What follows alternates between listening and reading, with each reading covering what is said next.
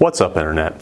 In today's video, we're going over the maintenance and disassembly of the Micro Reg GEN2. Alright, to start, we're going to loosen the two set screws on each side of the regulator body. For that, you're going to need a 50 thousandths Allen wrench, which, if you have a standard set of Allen wrenches, is the smallest one. Now we're just going to be loosening the set screws. They don't have to be removed completely.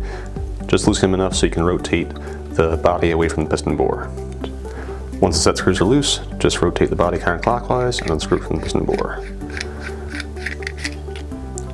Inside you'll have your spring, and your spring cup and bushing. Then inside the piston bore itself you'll find the piston. Now as far as greasing, that's as far as you need to go, but to properly clean the system, you should remove the base seal as well. To remove the base seal, first you have to remove the base. So to do that, you can use either a specialized valve key or use a standard set of needle nose pliers. So for that, we're going to lock it into the two notches in the base, unscrew counterclockwise. Just going to dump it out. We have the base seal, and retainer ring. Now if you look further into the body, past the base seal, you'll see a small O-ring. You remove this with like a pick or a pair of tweezers to pop it out of this bore.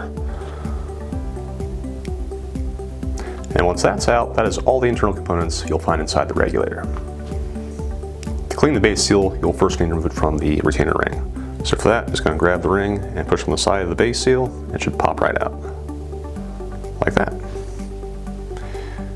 Now the surface of the base seal that faces into the retainer is the actual sealing surface. So that surface we need to make sure is perfectly clean. So we're just going to take a clean cloth that won't leave lint behind. Just carefully wipe the surface. Make sure there's no dirt or oil grease there. Also inspect for any kind of scratch that could possibly compromise that seal. Alright, once that's clean, I'm going to pop it back into the retaining ring. So for that, the seal has a taper to it, so one side is fatter than the other. The fat side should go into the retaining ring. So at the one retaining ring, there is a counter bore on one side and flat on the other, so it's going to go into the counter bore. So it's easy to just kind of start on one side, get that started, and pop the other side in. Just make sure it's nice and flush in there, it's not off to one side, and you're good to go. For the O-ring, just gonna make sure it's clean, doesn't have any dirt debris on it, so you can wipe it off that cloth again, or wash it off with warm water and dish soap. Now before reinstalling it into the body, just make sure that the bore that it sits into is clean, so take your cloth again, and just wipe it out. Alright, so now we just reassemble the body. I'm gonna take our O-ring first, drop it into the counter bore. Just make sure it sits down there nice and flat.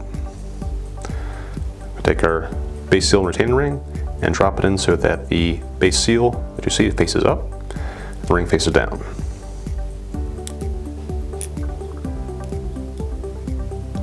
Alright, then take your base, drop that in there,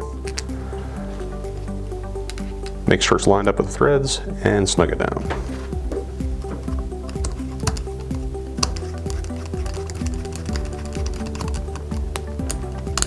Now it's time to install the rest of the components into the body. So flip it over, we got our bushing and spring cup. Now the spring cup may or may not have a shim inside of it, so just be mindful it doesn't fall out when you reassemble. So the bushing has a counter bore on one side and not on the other. So it's going to go into the counter bore side, like so. Then if you hold it like this, insert it into the body, flip it over, everything will stay in place. And then just drop your spring in, and the body is all done, ready to go. Alright, now let's do the upper half. So we're going to take our piston, first remove the O-ring by pinching to the side, pop it out the screw, and just roll it over. Alright, now I'm going to take a clean cloth and wipe down the exterior of the piston. When doing so, be very careful with the tip of the piston, so this will actually seals against the base seal. So any kind of scratch or nick there can cause air to bypass and regulator will malfunction. Alright, so just wipe down the surface, remove any old grease, any kind of dirt or residue that might be there. Also remember to clean out the groove for the O-ring. Just kind of roll your cloth over, take it down the groove, and clean it out. Alright, all good. Now for the O-ring, again, you just wipe it off with a clean cloth, or warm water and dish soap work fine as well. For the piston bore, again, just take a cloth, wipe out the old grease, make sure it's clean. Just make sure after you're done, there are some sharp edges in there, so make sure none of the fibers get left behind from the cloth. Alright, that's done. Just have to reinstall the O-ring onto the piston. So for that, just tuck it into one side of the groove and roll it over. All right, moving on to lubrication. For lubrication, we always recommend Tech T gun sag grease. This is specially engineered for HPA systems, so unlike silicone oil or gear grease, it'll actually stay on the system during firing. On the piston, we're going to be greasing the O-ring around the piston head, as well as the end of the stem. So for that, I recommend doing the piston head first, holding the stem. And again, it's just going to be a light yet noticeable amount of grease, don't really have to gop it on there. And there we go. Then do the stem, kind of have to grab from the top and bottom of the piston head, and we're just doing like the bottom 3/4 of the stem. Now I'm going to carefully grab the end of it and drop it down to the piston bore. Alright, now we just need to assemble the piston bore to the body. So for that, I'm just going to drop it down through the center of the spring, being careful not to nick the edges of the piston, and screw it on clockwise.